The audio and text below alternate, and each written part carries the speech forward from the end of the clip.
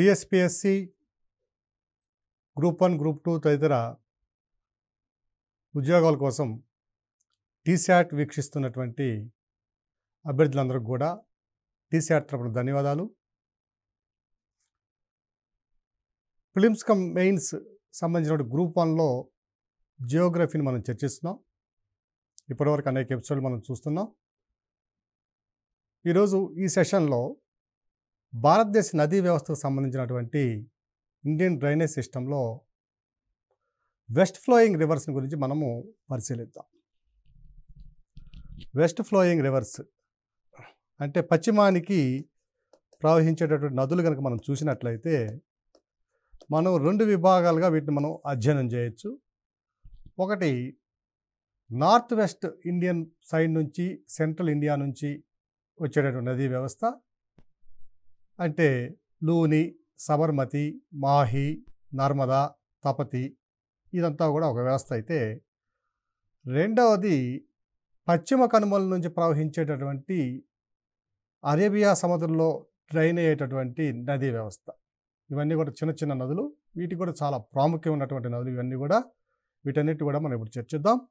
మొట్టమొదట north western ఇండియాలో మనం కనుక గమనించినట్లయితే, సెంట్రల్ ఇండియాలో కనుక మనం గమనించినట్లయితే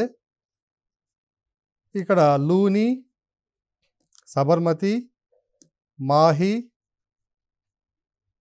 నర్మదా, తపతి ఈ నదులన్నీ కూడా ప్రాముఖ్యమైన నదులు. ఇది లూని నది, సబర్మతి, మాహి, నర్మదా, తపతి. లూని, సబర్మతి నది మీద పోయినసారి గ్రూప్ 1లో గ్రూప్ 2లో ఒక బిట్ రావడం జరిగింది. ఇది మాహి, నర్మదా, తపతి. ఈ వెస్ట్ ఫ్లోయింగ్ రివర్స్లో అన్నిటికల్లా పెద్దదైనటువంటి నది, లాంగెస్ట్ అండ్ లార్జెస్ట్ రివర్ వచ్చి నర్మదా నది. మొదట మనము నర్మదా నదిని గురించి కనుక మనం పరిశీలించినట్లయితే, అధ్యయనం చేసినట్లయితే మొత్తం పొడవు వచ్చి 1310 కిలోమీటర్లు. దీని యొక్క గమనాన్ని కనుక మనం చూసినట్లయితే ఈ విధంగా ఉంటుంది ఇది. సో ఇక్కడ వచ్చి గల్ఫ్ ఆఫ్ కంబత్లో డ్రైన్ అవుతుంది, పశ్చిమ తీరంలో అరేబియా సముద్రంలో కలుస్తుంది ఇది. దీని యొక్క జన్మస్థానం కనుక మనం పరిశీలించినట్లయితే అమరకాంతక్ పీఠభూమిలో ఉండేటటువంటి నర్మదా కుండ్ అనే ఒక సరస్సు నుంచి జన్మిస్తుంది. అమరకాంతక్ పీఠభూమి కనుక మనం పరిశీలించినట్లయితే ఇవి వింధ్య పర్వతాలు, ఓకే, ఇవి సాత్పురా పర్వతాలు. వింధ్య పర్వతాలు, సాత్పురా పర్వతాలు తూర్పు మధ్యప్రదేశ్ ప్రాంతంలో ఈస్టర్న్ మధ్యప్రదేశ్ రీజియన్లో 2 విభాగాలుగా విడిపోతుంది. ఓకే, ఈ రేంజ్ ఇది వచ్చి సాత్పురా పర్వతాలతో కలుస్తుంది. ఖైమూర్ రేంజ్ మైకాలా రేంజ్తో కలుస్తుంది. ఈ ప్రాంతంలో ఉన్నటువంటిది అమరకాంతక్ పీఠభూమి. ఈ అమరకాంతక్ పీఠభూమిలో ఉండేటటువంటి అమరకాంతక్ కొండలు లేదా అమరకాంత్ హిల్స్ నుంచి ఆ ప్రాంతంలో ఉండేటువంటి నర్మదా కుండ్ అనే ప్రాంతంలో జన్మించి మధ్యప్రదేశ్, మహారాష్ట్ర, గుజరాత్లలో తన ప్రయాణాన్ని కొనసాగిస్తుంది. మొత్తం 1310 కిలోమీటర్ల పొడవులో మధ్యప్రదేశ్లోనే 1078 కిలోమీటర్లు ప్రయాణిస్తుంది. తర్వాత మధ్యప్రదేశ్కి మహారాష్ట్రకి మధ్య బోర్డర్గా ఒక 30 కిలోమీటర్లు ప్రయాణిస్తుంది. దాని తర్వాత మహారాష్ట్రకి మరియు గుజరాత్కి మధ్య బోర్డర్గా ఒక 40 కిలోమీటర్లు ప్రయాణిస్తుంది. తర్వాత గుజరాత్లో 160 కిలోమీటర్లు ప్రయాణిస్తుంది.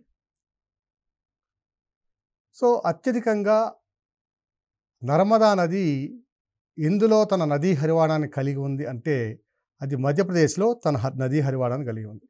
మధ్యప్రదేశ్లో కనుక చూసినట్లయితే 84% నదీ హరివాణం ఉంటే మహారాష్ట్రలో 14%, గుజరాత్లో 2% మాత్రమే నదీ హరివాణం కలిగి ఉంది. ఇక ఈ నది యొక్క ముఖ్యమైనటువంటి అంశాలను కనుక మనం పరిశీలించినట్లయితే ఇది మధ్యప్రదేశ్లో జబల్పూర్ దగ్గరకు వచ్చేసరికి బాగా స్లోప్ డౌన్ అవుతుంది. ఈ జబల్పూర్ దగ్గరకు రాగానే పన్నా ప్రాంతంలో పన్నా వజ్రాల గని ఆ రీజియన్లో దగ్గరకు రాగానే ఒక్కసారిగా స్లోప్ తగ్గిపోవడం వల్ల కిందకు దూకుతుంది. ఇలా దూకే క్రమంలో ప్రపంచంలోనే ఒక అద్భుతమైనటువంటి జలపాతాన్ని ఇది ఏర్పరుస్తుంది. దీన్నే ధువంధార్ జలపాతం అంటాం. ధువంధార్ వాటర్ ఫాల్స్ అంటాం. ధువంధార్ వాటర్ ఫాల్స్కి మరొక పేరు ఏమిటంటే marble falls. Marble falls. So marble ఫాల్స్ని ఎందుకు పెడుతున్నామంటే ఇక్కడ ఈ మధ్యప్రదేశ్ రాజస్థాన్ బార్డర్ ఈ ప్రాంతం అంతా కూడా పాలరాయికి చాలా ప్రసిద్ధి చెందినటువంటి ప్రాంతం ఇదంతా కూడా. ఈ పాలరాయిని దేశవ్యాప్తంగా అనేక ప్రాంతాలకు తరలించి విలువైన కట్టడాల నిర్మాణంలో ఉపయోగిస్తారు. ఈ జలపాతం ఏర్పడినటువంటి ప్రాంతంలో కూడా కింద అడుగున పాలరాయి అంటే మార్బుల్స్ ఉండడం వల్ల వీటిని మార్బుల్ వాటర్ ఫాల్ అనడం జరుగుతుంది. అదేవిధంగా లోపల ఉన్నటువంటి మార్బుల్స్ కొన్ని 10 అడుగుల లోతులో ఉన్నప్పటికీ ఆ లోపల ఉన్న మార్బుల్స్ కూడా ఖచ్చితంగా మనకి నీట్గా కనపడేటువంటి పరిస్థితి. ఒక రూపాయి బిళ్ళ నాణ్యం దాంట్లో వేసినప్పటికీ కూడా దాన్ని క్లియర్గా మనం చూడగలం. అంతేకాకుండా ఈ వాటర్ ఫాల్ అక్కడ పడినప్పుడు క్లౌడ్ ఆఫ్ మిస్ట్ అనేది ఒకటి ఏర్పరుస్తుంది. క్లౌడ్ ఆఫ్ మిస్ట్ అంటే ఆ వాటర్ ఫాల్ పడడం వల్ల దాని నుంచి పైనుంచి వచ్చే తుంపరలు ఏవైతే ఉన్నాయో అవి దాదాపు 4-5 కిలోమీటర్ల వరకు విస్తరించి ఒక మేఘావృతమైనటువంటి వాతావరణాన్ని ఏర్పరుస్తాయి. అందువల్ల దీన్ని క్లౌడ్ ఆఫ్ మిస్ట్ అని వ్యవహరిస్తున్నాం. దీనికి దిగువన అంటే ధువంధార్ జలపాతానికి దిగువన మరొక జలపాతాన్ని ఏర్పరుస్తుంది. అది సహస్రధార జలపాతం. సహస్రధార జలపాతం. సో నర్మదా నది మీద ఉన్నటువంటి 2 జలపాతాలు మనం పరిశీలించినట్లయితే ధువంధార్ జలపాతము, దీన్ని క్లౌడ్ ఆఫ్ మిస్ట్ అంటాము లేదా మార్బుల్ ఫాల్స్ అంటాము. దాని దిగువన మరలా ఇంకొక జలపాతం ఉన్నదండి, అది సహస్రధార జలపాతం. ఇక దీని యొక్క ట్రిబ్యూటరీస్ని కనుక మనం పరిశీలించినట్లయితే లెఫ్ట్ బ్యాంక్ ట్రిబ్యూటరీస్ అంటే ఎడమ ఉపనదులు కనుక మనం పరిశీలించినట్లయితే ఎడమ వైపు దీనిలో ప్రధానమైనది బర్నర్, బంజర్, షక్కర్, షేర్, తవా, గంజల్ మొదలైనవి ఎడమ వైపు ఉన్నటువంటి ఉపనదులు. ఇక కుడివైపు చూసినట్లయితే హిరన్, ఓర్సంగ్, కోలార్, ఇక మరి, ఇవన్నీ కూడా కుడివైపు ఉన్నటువంటి ఉపనదులు. వీటన్నిటిలో కల్లా తవా నది అత్యంత పొడవైనటువంటి ఉపనది. ఇక మరొక ప్రత్యేకమైనటువంటి ఉపనదిని చూసినట్లయితే హిరన్ ఉపనది. గుజరాత్లోని గిర్ ఫారెస్ట్ గుండా ప్రయాణిస్తూ అక్కడ ఉన్నటువంటి జీవ వైవిధ్యాన్ని పరిరక్షించడంలోనూ గిర్ నేషనల్ పార్క్ యొక్క జీవ వైవిధ్యాన్ని పరిరక్షించడంలో ఎంతో కృషి చేస్తుంది, సహాయపడుతుంది. నది తన యొక్క ప్రాముఖ్యతను చాటుకుంటుంది. సో ఇవన్నీ కూడా నర్మదా నదికి సంబంధించినటువంటి అంశాలు. మొత్తం నర్మదా నది పొడవు 1310 కిలోమీటర్లు అయితే అత్యధికంగా తన మార్గాన్ని 1000 కిలోమీటర్లకు పైగా మధ్యప్రదేశ్లో కొనసాగిస్తుంది.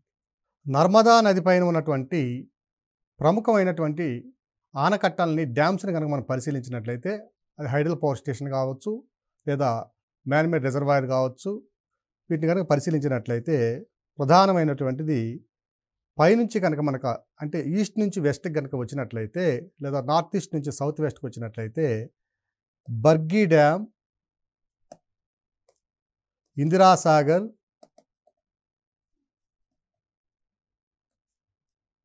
ఓంకారేశ్వర్,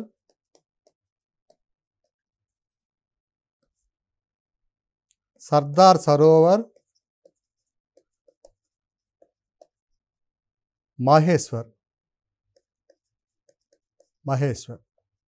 ఇవి ప్రధానమైనటువంటి డ్యామ్లు. ఈ సర్దార్ సరోవర్ గుజరాత్లో ఉంటే మిగిలిన డ్యామ్లన్నీ కూడా మధ్యప్రదేశ్లో మనం గమనించవచ్చు. సో వీటన్నిటిలో కల్లా అతిపెద్దదైనటువంటి డ్యామ్ ఏమిటంటే సర్దార్ సరోవర్ డ్యామ్ చాలా పెద్దదైనటువంటి డ్యాము. అలాగే దీనికి వల్ల మరొక ఉపనది కూడా ఉందండి. ఆ ఉపనది కూడా భోపాల్ సిటీకి అవసరమైనటువంటి త్రాగునీరుని అందిస్తుంది.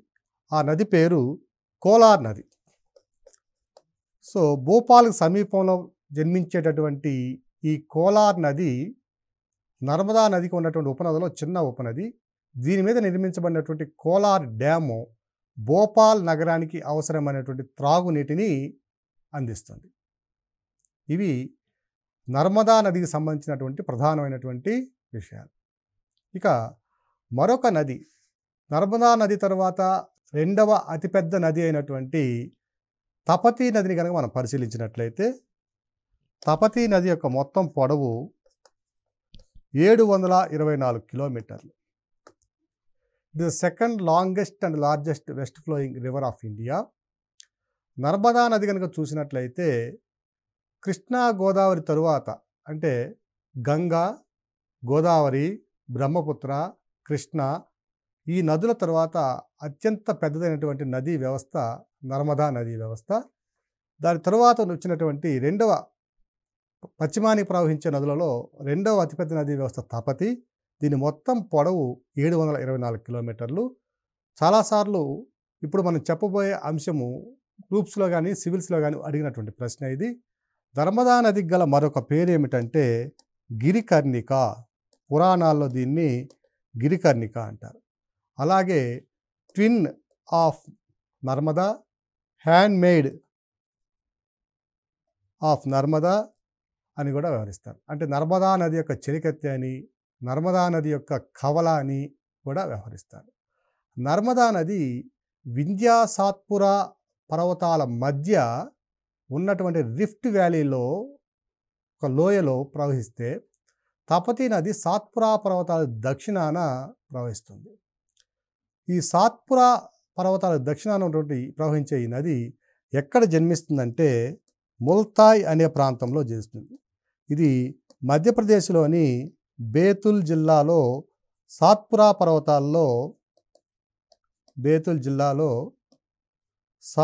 పర్వతాల్లో ఉన్నటువంటి ముల్తాయ్ అనే పర్వత ప్రాంతంలో జన్మిస్తుంది. దీనికి గల మరొక పేరు గిరికర్ణిక. ఇది తన గమనాన్ని ఏ రాష్ట్రాల్లో కొనసాగిస్తుందంటే మహారాష్ట్ర, మధ్యప్రదేశ్, గుజరాత్.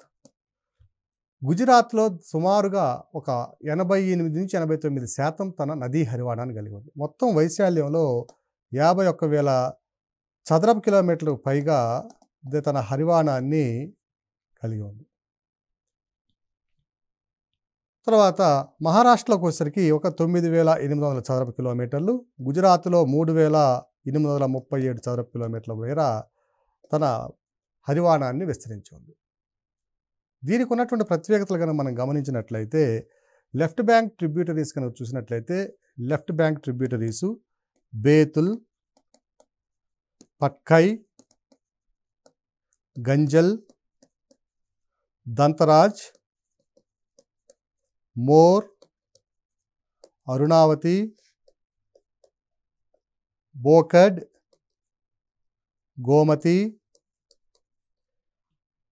అనర్ ఇవన్నీ కూడా లెఫ్ట్ బ్యాంక్ ట్రిబ్యూటరీస్. ఇక రైట్ బ్యాంక్ ట్రిబ్యూటరీస్ కనుక చూసినట్లయితే అంబోరా, కురుషి, ఖండు, గర్జా, గిర్నా, పూర్ణ, మోరా ఇవన్నీ కూడా కుడివైపున ఉన్నటువంటి ట్రిబ్యూటరీస్. సో తపతీ నది కనుక మనం పరిశీలించినట్లయితే మొత్తం పొడవు 724 కిలోమీటర్లు. ఇది మధ్యప్రదేశ్లోని సాత్పురా పర్వతాల్లో కూడా మైకాలా రేంజెస్లో పుడుతుందండి. ఇది ముల్తాయ్ అనే ప్రాంతంలో జన్మిస్తుంది. బేతుల్ జిల్లాలో ముల్తాయ్ అనే ప్రాంతంలో జన్మిస్తుంది. దీనికి గల మరొక పేరు గిరికర్ణిక. దీనినే హ్యాండ్ మేడ్ ఆఫ్ నర్మదా అని, ట్విన్ ఆఫ్ నర్మదా అని వ్యవహరిస్తారు. పురాణాల్లో దీన్ని గిరికర్ణికగా వ్యవహరిస్తున్నారు. ఇది 3 రాష్ట్రాల్లో తన యొక్క పరిధిని విస్తరించి ఉంది, హరివాణాన్ని. అవి మధ్యప్రదేశ్లో అత్యధికంగాను, రెండవది మహారాష్ట్రలో, మూడవది గుజరాత్లో విస్తరించి ఉంది. ఇక లెఫ్ట్ బ్యాంక్ ట్రిబ్యూటరీస్ కనుక చూసినట్లయితే ఎడమ ఉపనదులు గంజలు, దంతరాజు, అరుణావతి, గోమతి, అర్నరు, పట్కాయి, బేతులు ఇవన్నీ కూడా ప్రధానమైనటువంటి ఉపనదులు. కుడివైపు ఉపనదులు కనుక పరిశీలించినట్లయితే గిర్న, పూర్ణ, కుర్షి, అంబోరా, గర్జ, ఖండు మొదలైనవన్నీ కూడా కుడివైపున ఉన్నటువంటి ప్రధానమైనటువంటి ఉపనదులు. ఇక దీనిపైన ఉన్నటువంటి డ్యాములు కనుక మనం పరిశీలించినట్లయితే హంతనూరు,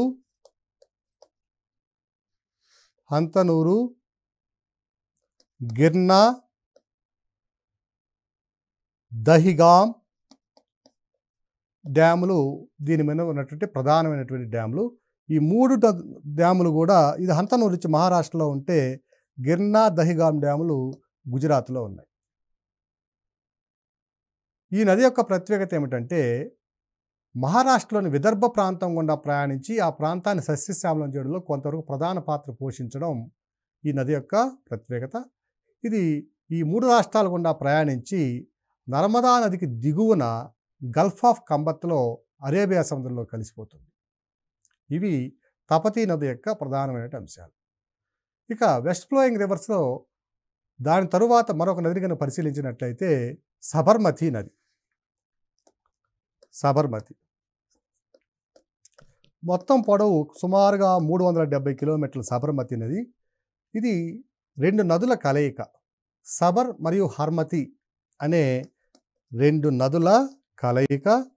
ఇది ఆరావళి పర్వతాల్లోని దేబార్ సరస్సు అనే ప్రాంతంలో జన్మిస్తుంది. ఆరావళి పర్వతాల్లో దేబార్ సరస్సు ఇది ఉదయ్పూర్, రాజస్థాన్లోని ఉదయ్పూర్ జిల్లాలో ఉంటుంది. రాజస్థాన్లోని ఉదయ్పూర్ జిల్లాలో ఉండేటటువంటి ఆరావళి పర్వతాల్లోని దేబార్ సరస్సు నుంచి జన్మిస్తుంది. ఇది విస్తరించినటువంటి రాష్ట్రాలు కనుక చూసినట్లయితే రాజస్థాను, గుజరాత్ రాష్ట్రాల్లో విస్తరించినటువంటి నది ఇది. సబర్మతి నదికి చాలా ప్రాముఖ్యత ఉంది. ఎందువల్లంటే ఈ సబర్మతి నది ఒడ్డునటువంటి అహ్మద్నగర్ ప్రాంతంలో మన గాంధీ మహాత్ముడు గారు సబర్మతి ఆశ్రమాన్ని నెలకొల్పడం జరిగింది. ఆ సబర్మతి ఆశ్రమం నెలకొల్పడం ద్వారా ఆయన ఫ్రీడమ్ ఫైట్కి సంబంధించినటువంటి అన్ని అంశాలను అక్కడి నుంచే పరిశీలించడం జరిగింది. ఇవన్నీ మనకు తెలిసిన విషయాలే. కాబట్టి నది యొక్క మరొక విశేషం ఏమిటంటే ఇది ఎదుర్కొంటున్న ప్రధానమైన సమస్య ఏమిటంటే అహ్మదాబాదు, సూరత్ నగరాల్లో ఉన్నటువంటి టెక్స్టైల్ మిల్స్, దాని అల్లైడ్ కంపెనీస్, అల్లైడ్ ఇండస్ట్రీస్, దాని అనుబంధ పరిశ్రమలు ఏవైతే ఉన్నాయో అవన్నీ వదులుతున్నటువంటి వ్యర్థాలు చాలా వరకు ఈ నదిని కాలుష్య కాసారంగా మార్చేశాయి. సో అత్యంత ప్రధానమైన సమస్య ఏమిటంటే సబర్మతి నదిని ఎదుర్కొంటున్న సమస్య కాలుష్యభరితమైనటువంటి పరిశ్రమల వల్ల ఇది తన ఉనికిని లేదా సహజత్వాన్ని చాలా వరకు కోల్పోయినటువంటి సందర్భాల్లో మనం చూస్తున్నాం. ఇక దీని మీద ఉన్నటువంటి డ్యాములు కనుక మనం పరిశీలించినట్లయితే లేదా ఉపనదులు కనుక పరిశీలించినట్లయితే లెఫ్ట్ బ్యాంక్ ట్రిబ్యూటరీస్ కనుక మనం పరిశీలించినట్లయితే వకులు, సేనిధి, SCONIDHI, దీన్ని సేదిని కూడా అంటారండి, సేనిధి. తర్వాత హత్మతి, వత్ర, మధుమతి ఇవన్నీ కూడా రైట్ బ్యాంక్ ట్రిబ్యూటరీస్ ఇవన్నీ కూడా.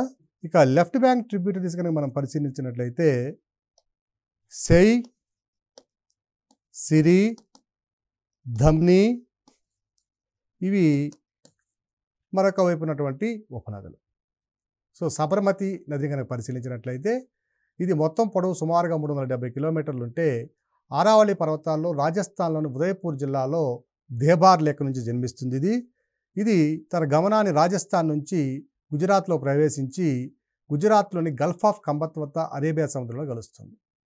తరువాత ఈ సబర్మతి నది మరియు తపతీ నది మరియు నర్మదా నది ఈ 3 నదులు ఏం చేస్తాయంటే ఈ ప్రాంతంలో ఎస్టరీస్ని ఏర్పరుస్తాయి.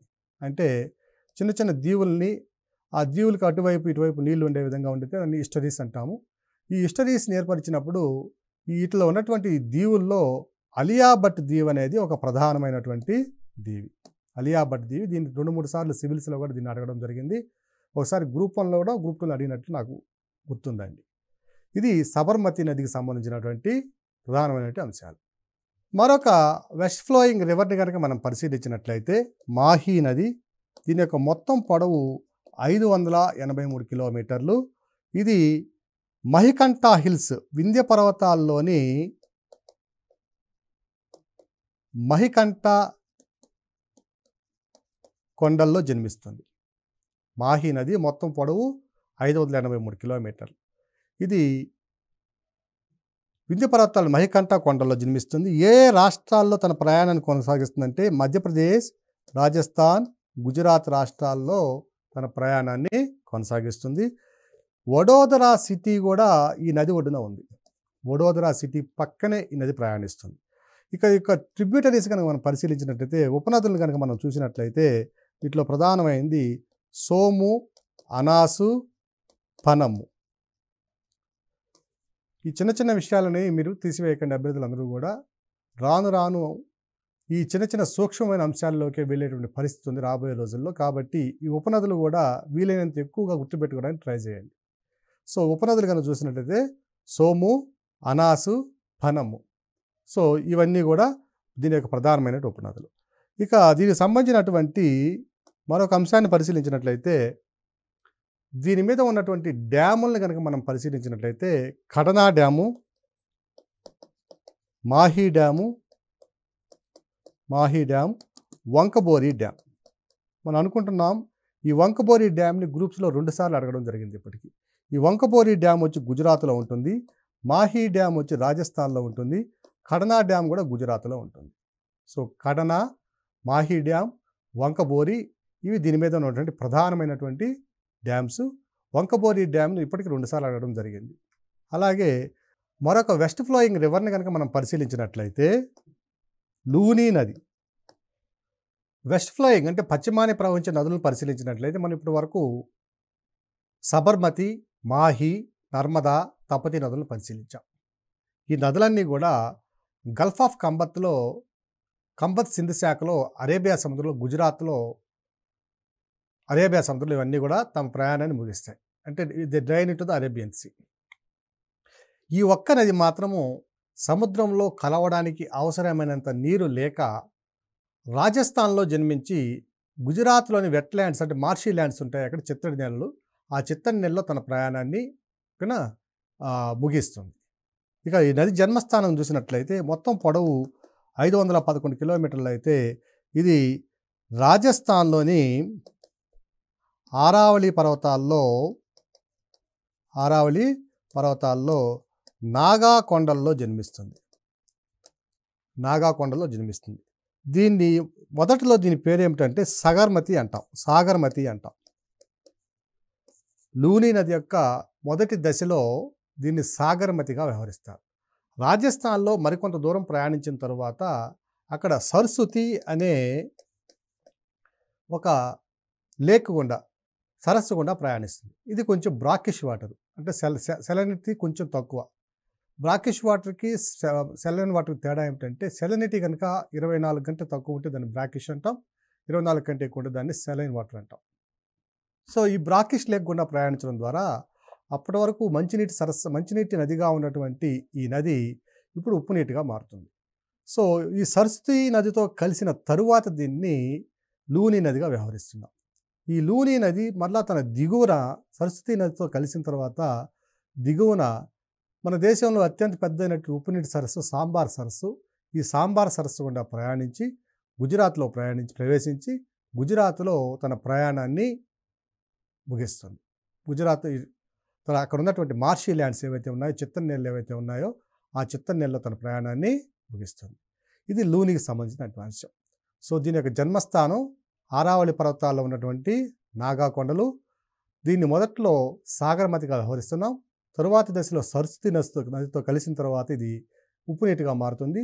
కింది క్రమంలో దిగువన ఉన్నటువంటి సాంబార్ సరస్సుతో కలిసిన తర్వాత పూర్తిగా ఉప్పు నీటిగా మారి తన ప్రయాణాన్ని గుజరాత్లోని మార్షీ ల్యాండ్స్లో అంటే చిత్తడి నేలలో తన ప్రయాణాన్ని ముగిస్తుంది. దీని మీద ఉన్నటువంటి డ్యామ్స్ని కనుక పరిశీలించినట్లయితే, మంచినీటి వనరులను పరిశీలించినట్లయితే దంతివాడ డ్యామ్, ఇది కూడా ఇంతకుముందు సివిల్స్లో ఇచ్చినటువంటి ప్రశ్న. దంతివాడ డ్యామ్, సిపు డ్యామ్, అలాగే ఈ 2 డ్యాములతో పాటు 1882లో అప్పటి జోధ్పూర్ సంస్థానానికి సంబంధించినటువంటి మహారాజా జస్వంత్ సింగ్ దీని మీద ఒక మంచినీటి కట్టడాన్ని నిర్మించడం జరిగింది. సో దాన్ని జస్వంత్ సాగర్గా వ్యవహరిస్తారు. జస్వంత్ సాగర్గా వ్యవహరిస్తారు. జోధ్పూర్ జిల్లాలో ఉన్నది ఇది. సో మహారాణా జస్వంత్ సింగ్ 1882లో దీని మీద నిర్మించినటువంటి ఆ యొక్క మంచినీటి వనరుల కోసం నిర్మించినటువంటి డ్యామ్ ఏదైతే ఉందో దాన్ని జస్వంత్ సాగర్గా వ్యవహరిస్తున్నారు. సో అభ్యర్థులు ఇక్కడ Dantiwada dam, Sipu dam, Jaswant Sagar dam ఈ మూడింటిని కూడా అభ్యర్థులు తప్పనిసరిగా గుర్తుపెట్టుకోవాల్సినటువంటి అవసరం ఉంది. ఇంతకుముందు మనము తపతీ నదిని మనం పరిశీలించినప్పుడు అక్కడ ఒక డ్యామ్ పేరు మనం చెప్పడం మర్చిపోయాము. ఆ డ్యామ్ను కనుక చూసినట్లయితే ఉకాయ్ ప్రాజెక్టు, ఇది కూడా ప్రీవియస్ సివిల్స్కి వచ్చినండి. ఉకాయ్ డ్యాము లేదా ఉకాయ్ ప్రాజెక్టు ఇది తపతీ నది మీద గుజరాత్లో నిర్మించబడిందని అభ్యర్థులు గుర్తుంచుకోవాలి. ఇక దీని మీద వచ్చినటువంటి ప్రశ్నలు కనుక మనం పరిశీలించినట్లయితే ఎటువంటి ప్రశ్నలు మనం ఎక్స్పెక్ట్ చేయొచ్చు అని కనుక అడిగినట్లయితే, ఉదాహరణకి ఇలా మ్యాప్ ఇచ్చి 4 నదులు ఇవ్వడం జరుగుతుంది.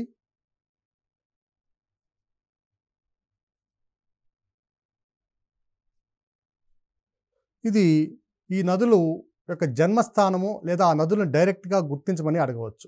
ఇక్కడ చూసినట్టయితే ఇది లూని, సబర్మతి, మాహి, నర్మదా, తపతి. కొంచెం పైకి ఉంటాయండి మ్యాప్లో ఇవి.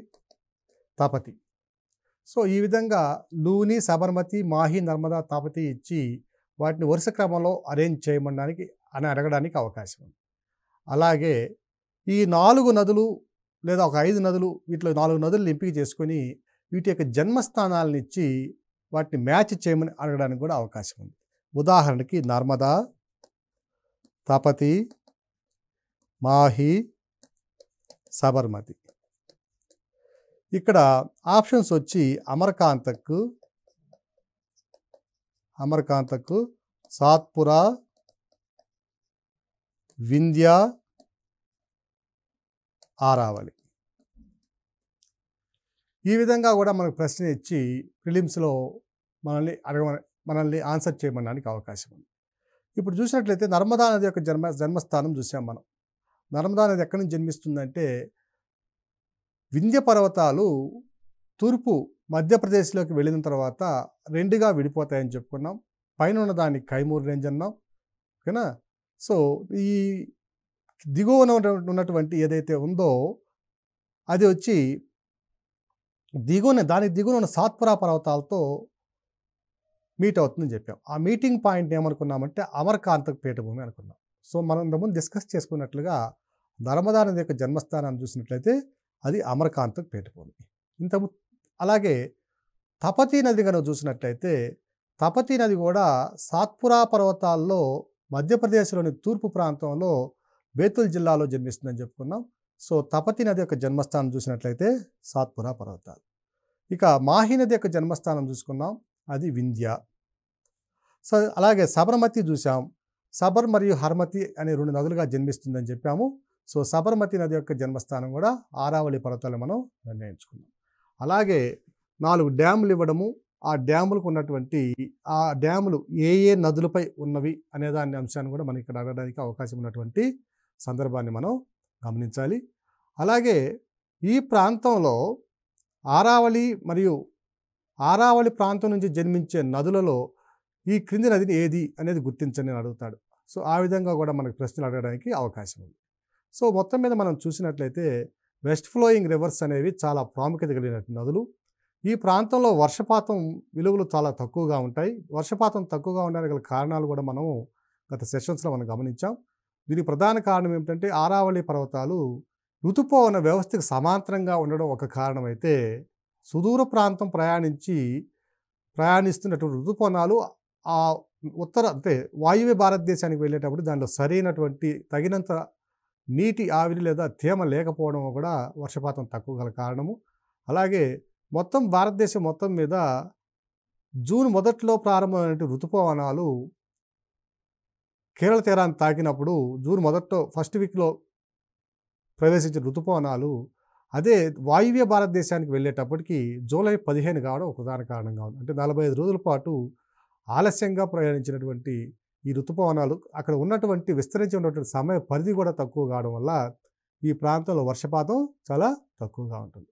సో కాబట్టి అభ్యర్థులందరూ కూడా ఈ వెస్ట్ ఫ్లోయింగ్ రివర్స్లో నీటి వనరులు తక్కువగా ఉండగల కారణాలు, అక్కడ ఉన్నటువంటి నదులు, ఆ నదుల మీద ఉన్నటువంటి ఉపనదులు, ఆ నదులపై ఉన్నటువంటి డ్యాములు, ఆ నదుల యొక్క విశిష్టత, అలాగే ఆ నదుల పరిధిలో ఉన్నటువంటి నేషనల్ పార్కులు కానివ్వండి, వైల్డ్ లైఫ్ శాంక్చురీస్ కానివ్వండి, ఇవన్నీ కూడా కొంచెం ఎక్కువగా కాన్సన్ట్రేట్ చేసి గుర్తుంచుకోవాల్సిన పరిస్థితి ఉంది. అందరూ కూడా ఈ విషయాన్ని గమనించగలరు.